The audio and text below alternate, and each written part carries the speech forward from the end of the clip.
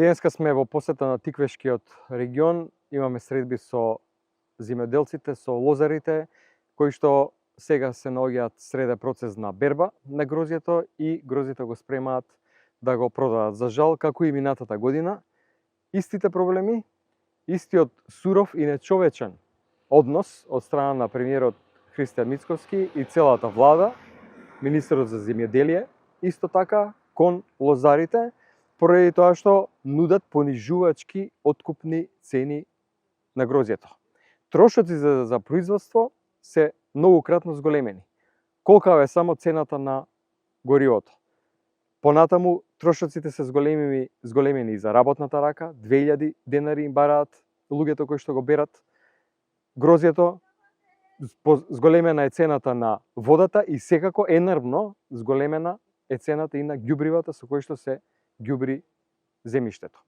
Затоа бараме итно да се зголемат откупните цени и во таа насока ќе дадеме предлог закон во собранието со кој закон откупната цена на сите сорти на винско и трпезно грозје ќе се зголеми за 5 денари по килограм.